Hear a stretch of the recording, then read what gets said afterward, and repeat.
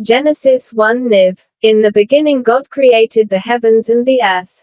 Now the earth was formless and empty, darkness was over the surface of the deep, and the Spirit of God was hovering over the waters.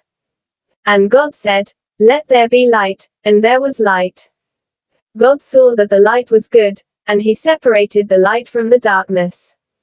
God called the light day, and the darkness he called night. And there was evening, and there was morning, the first day.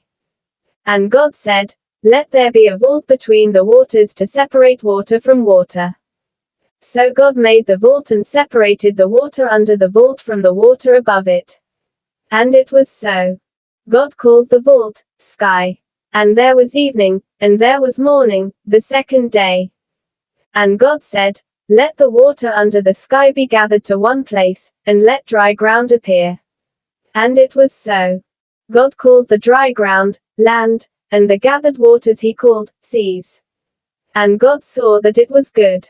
Then God said, "Let the land produce vegetation, seed-bearing plants and trees on the land that bear fruit with seed in it, according to their various kinds." And it was so. The land produced vegetation, plants bearing seed according to their kinds and trees bearing fruit with seed in it according to their kinds. And God saw that it was good. And there was evening, and there was morning, the third day. And God said, "Let there be lights in the vault of the sky to separate the day from the night, and let them serve as signs to mark sacred times, and days and years. And let them be lights in the vault of the sky to give light on the earth." And it was so. God made two great lights, the greater light to govern the day and the lesser light to govern the night. He also made the stars.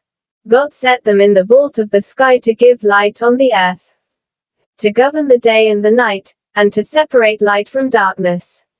And God saw that it was good. And there was evening, and there was morning, the fourth day.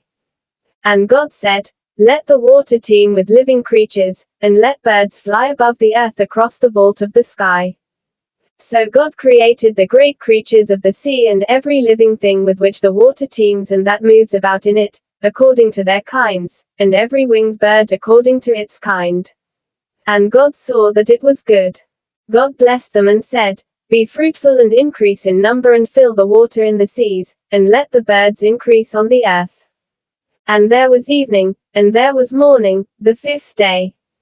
And God said, "Let the land produce living creatures according to their kinds, the livestock, the creatures that move along the ground, and the wild animals, each according to its kind." And it was so.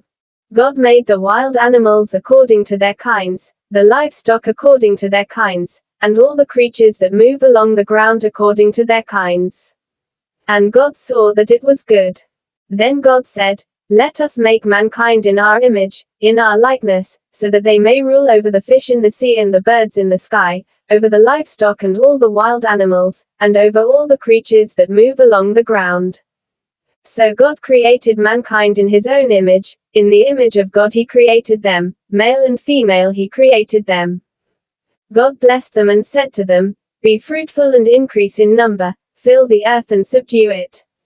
Rule over the fish in the sea and the birds in the sky and over every living creature that moves on the ground." Then God said, "I give you every seed-bearing plant on the face of the whole earth and every tree that has fruit with seed in it. They will be yours for food. And to all the beasts of the earth and all the birds in the sky and all the creatures that move along the ground, everything that has the breath of life in it, I give every green plant for food." And it was so. God saw all that he had made, and it was very good. And there was evening, and there was morning, the sixth day.